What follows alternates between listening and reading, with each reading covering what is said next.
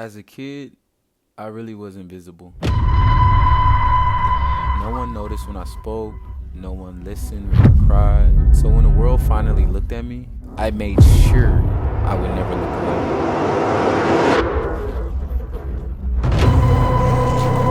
I was a devoted person, struggling, fat gay, and I let strangers into my life, one sexual encounter at a time. Boom, boom, boom. Get him up.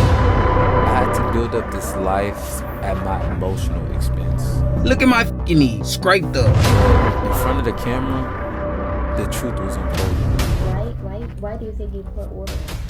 He threw water on me because I let the world into my life, but I let you guys see too much. I think that was the moment I realized that things were never gonna be the same.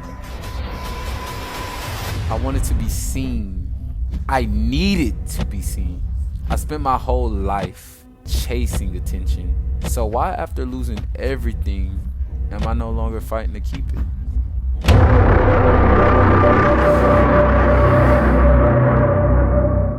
So after Chris throws the water in my face, I go to my car and I vlog with y'all, and that's when y'all see the to be continued. So after I turn the camera off, I'm like, you know what?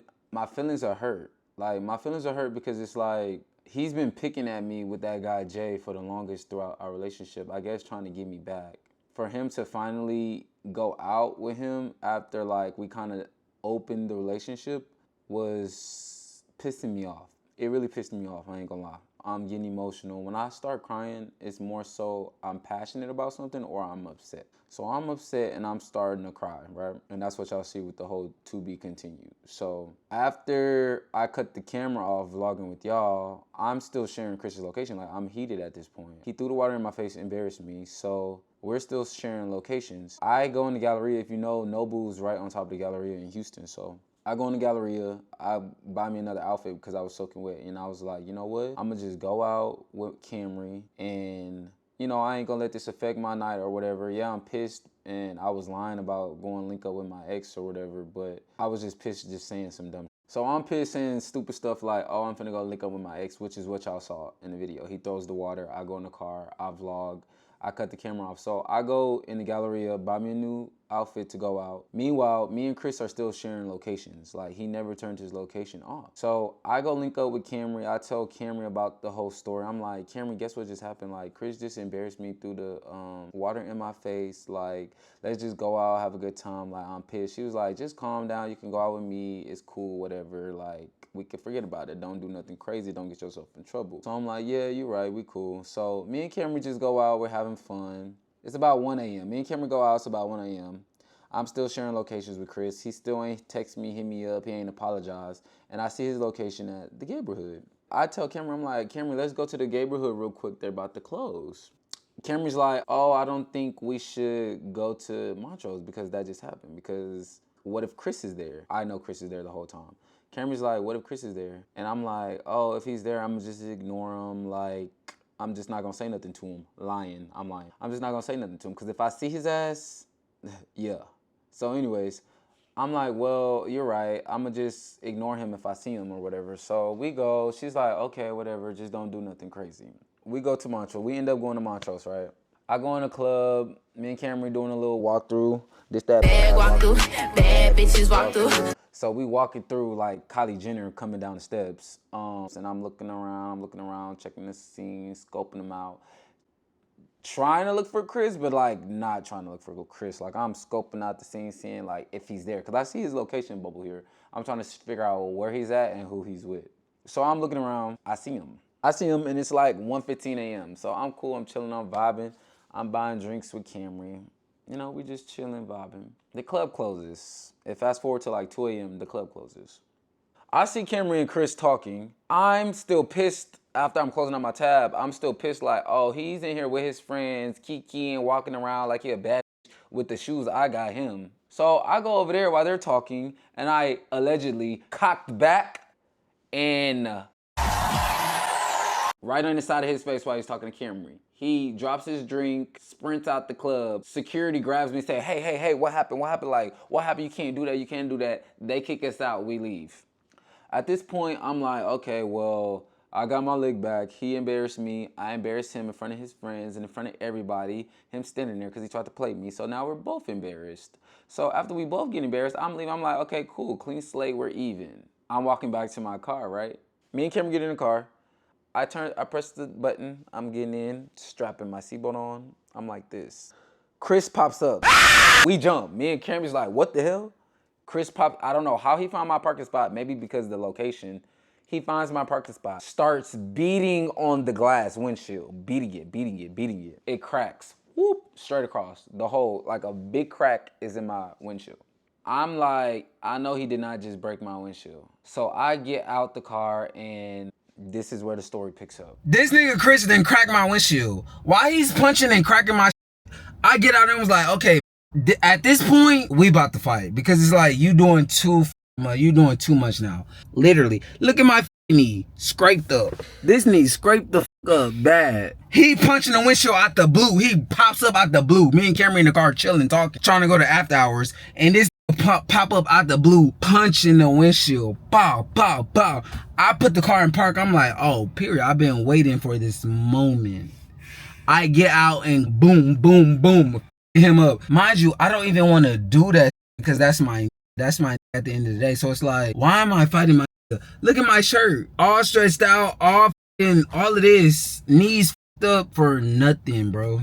You started this. He calling me while me and Kimmy driving away from that altercation, talking about some, oh, I'm calling the cops on your big ass, like we finna take everything, like yo big fat ass, like you're going to jail, when he's the one that started it. I'm done. I'm literally done. I can't no more. This is toxic. This is crazy. I turn my location off. Like, I don't have time for this to pop up and be punching my windshield again. Like, this is crazy as fuck. I promised, I vowed to myself I will never ever put my hands on Chris again. From the first time we had a fight when he stole my Jeep and was joyriding that bitch and almost ran it into a ditch, I yanked him out my car and beat his ass. After that time, I vowed never to touch this man again until tonight. Why the f do he think I be playing with him? I be sparing this man like, I love you and I don't want to put my hands on you, so I'm not gonna do that. But tonight, when he was busting my windshield, you got me up, literally. And you can ask Kimmy, this is not fake. Y'all be thinking this is fake and I be playing this. It's really not. This be ridiculous. Camry, did we fake? No. Exactly. All right, stop. Why are we stopping? Just say what it is. And whoever else going through this toxic ass, y'all do not want a relationship like this, I promise you. You stuck in a loop of love and toxicity. It's so up, bro. It's like you don't know what to do. You literally don't know what to do because you're like, you love him, but at the same time, it's like, you're not finna play with me. You're not finna play with me. Now we in this dumbass position. He calling the cops and talking about he gonna press charges and all this dumbass. This is ridiculous, bro. Ridiculous. Then we vowed and we sat on a couch and said we gonna be better for each other. The state of love, bonding, trust, real friendship. And it did not happen. So whatever. I don't even know what the to think, bro. Actually, Chris showed up right after this fight and tried to wash his clothes at my house. And I'm like, no, you need to go home. Like, why are you here? We literally just fought. Like, I need space from you. I need space. I think that's why we got to that point. I'm like, you can't come over and wash your clothes, bro. We literally just got into it. You can't come over here, have sex with me, wash your clothes, have sex, and it just all go under the rug. That's not how that works, bro. He leaves my house after I told him to leave. 2 weeks later pass, and I get a call. I'm at IHOP with a coworker. I get a call on my phone. It's the Houston airport system. I'm like, why is the Houston airport system calling my phone? Like the manager, the head people who's over like the employees at the Houston airport system. I'm gagging at the table with my pancakes and hot chocolate. She says, oh, Dondre, we just got notification that you have an active warrant and you can't be working at the airport with an active warrant. So do you have any, do you know what it's for? Do you have any unpaid tickets or anything? I said, no, ma'am, I don't have any unpaid tickets. I'm not sure. I'm thinking it's the toll. I'm thinking it's Fort Bend toll saying, hey, we putting a warrant out because you've been running the toll up. And I'm like, no, I don't think it's that. because they would have saw. Because she kept saying, oh, we can't see what it is specifically. It just says you have an active warrant in Harris County. She said, we're going to give you time to get it fixed before we notify your job. So I call I called Harris County court office to see what the active warrant was for. They told me assault with domestic violence. I was like, I know you lying. I was like, this really called the police. So I said, okay, what do I need to do to fix it? I'm talking to her. I'm saying, okay, what do I need to do? I'm talking to the courts. They're like, oh, well, you need to hire an attorney or you need to go turn yourself in. I said, what? They said, you need to turn yourself in or hire an attorney. That's all you can do. You can't pay nothing. You can't do nothing. You have to turn yourself in. Or you can get a walkthrough with your attorney. And I'm like, what is a walkthrough? A walkthrough is where you still turn yourself in, but your attorney is there and you get out literally within the same day. So now I have to go retain a lawyer, which is $2,000. I hang up the phone. I immediately call Chris. He's not answering. He's ignoring my calls now. I'm calling. I text him. I said, Chris, answer your phone. It's important. He immediately texts back, what happened? I'm in class. What's wrong? I said, did you call the police on me? He didn't respond. So I continue blowing his phone up. He answers. He says, hello. I said, hello. I said, did you call the police on me? He said, oh, yes, because you shouldn't be getting that angry and that upset because I told you to stop. It's the fact that even though I did pour water on you, you still took initiative to and hit me. So it's your fault, too. I said, I'm literally gagging, y'all. I'm like, this is really trying to end me.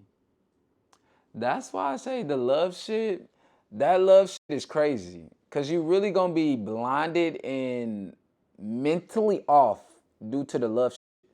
You're mentally off. Because it's like, what in my mind after now being at this point in my life, what point after seeing all of those videos and how he was treating me, how he was doing me, how he was just not paying for and I was paying for all the dates, what point was I gonna wake up? What's not clicking? The comments was telling me, they say, hey, Dondre, I don't think this is good for you. Some of them said that I should get out the relationship. Some of them said be in a relationship. So the love plus the little support that I see, I'm like, maybe I can make this work. Maybe I'm overthinking it. This trying to take me out. And it be your main one. It be the same people you sleeping with, you laying with, can be the ones to take you out. My job, my livelihood, my everything is now jeopardized because of a stupid mistake that I made. The situations that I put myself in, dealing with somebody who brings that out of me. Granted, it's my fault. Granted, it is my fault. I put up with it. I put myself in that position. I got upset. I retaliated. I set myself up for embarrassment. Yeah, it's my fault as well. He's right. But at the same time, I just don't understand the logic behind doing all of this. So anyways, back to the story. I retain a lawyer. I go turn myself in. So I'm sitting in jail for I think I was in jail for 14 hours or something like that. 13, 14 hours. I get a bond. They get bonded out. It's cheap. It's like $100. I bond out for $100. After I turn myself in, I get released. And my attorney does the little court walkthrough with me in front of the judge. They put an emergency protective order on Chris, and the same thing Hallie put on DDG, they put the same thing on me and said I could not contact Chris for 60 days. I can't contact Chris. I can't go to his address. I can't reach out to him on social media. I can't talk about him on social media. I can't do nothing regarding him. And I'm like, cool. I wasn't going to do that anyway. But throughout the whole duration of that, Chris was literally reaching out. And I'm like, what? What is going on? Like, it made no sense. And it just me so bad because it's like, what is going on? Why jeopardize everything I have just to still be in it? Like, I'm trying to separate myself and get away from this situation, but he's still popping up. He's still like, what is going on? So after they put in the emergency protective order for 60 days. Once it ended like May 30th or something, me and Chris was literally back talking, back trying to figure it out, but not in a relationship. Maybe I'm the stupid one. Maybe I'm the stupid one. And it's like, I don't understand. The logical thing would be for me to just cut him off and stop talking to him. That's very logical. But why is it so hard to do? Like, why is it so hard to do? Is that like a mental issue or something? Put in the comments, let me know. Do I have autism? Is that a trait of autism? Am I autistic a little bit? I don't know.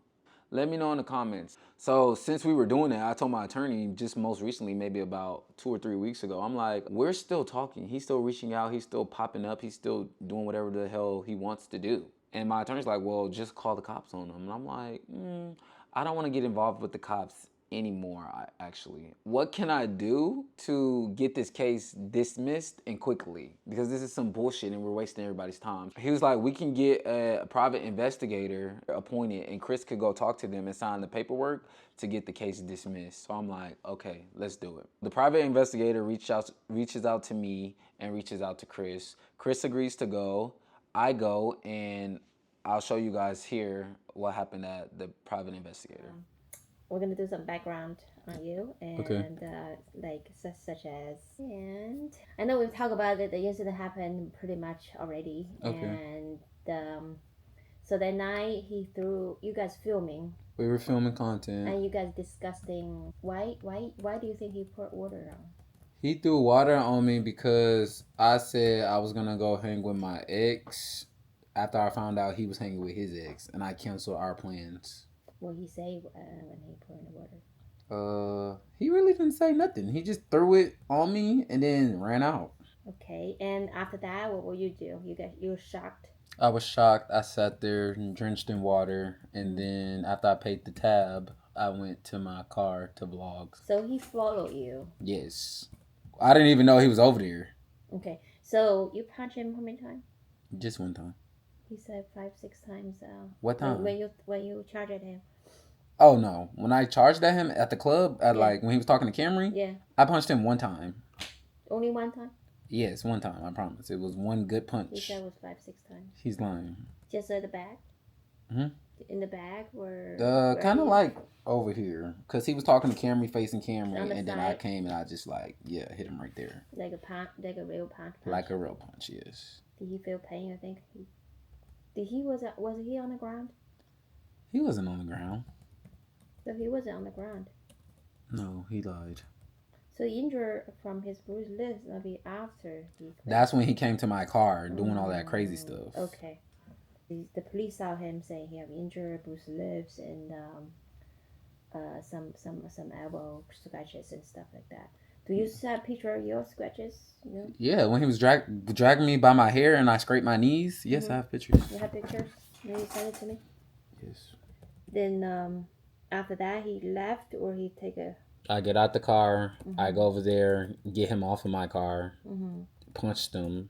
That's when I punched him like 5 or 6 times because he was destroying my property. And then I got in a car and then I left. And then he calls me while I'm driving off saying, oh, you fat, calling me all fat names and all this other stuff. And he's saying he's going to call the cops. And I'm like, okay, I don't care.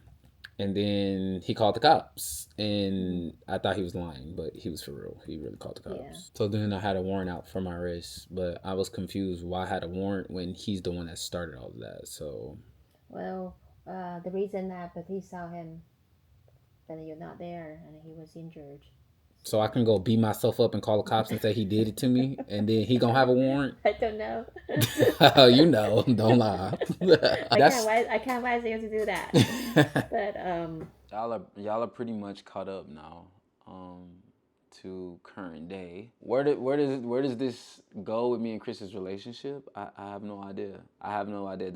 Something in me is saying just leave it alone, and we just go our separate ways. But I don't know. We've still been in communication, but we just haven't been together. Like, I know for a fact, like, I don't want to do that again. So I told him, I'm like, the thought of even being in a relationship still is crazy because you're still popping up, you're still acting crazy.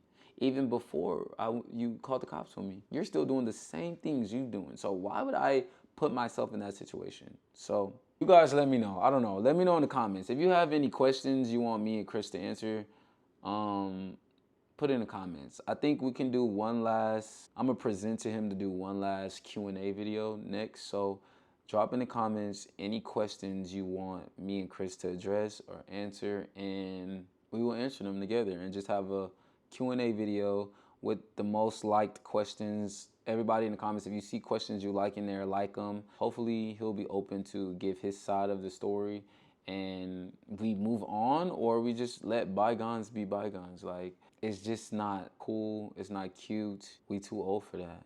You know, I don't know what direction God is gonna take my life, but I'm gonna wait. I'm gonna trust him, and I'm gonna open my eyes to discernment, to just learning myself and being better. The fact that I jeopardized my livelihood is sick. It's really sick, because it's like, what if? You see what I'm saying? What if? What if I lost everything? What if I lost my job? What would Chris have done? Chris can't afford my bills. Chris can't afford the bills I have.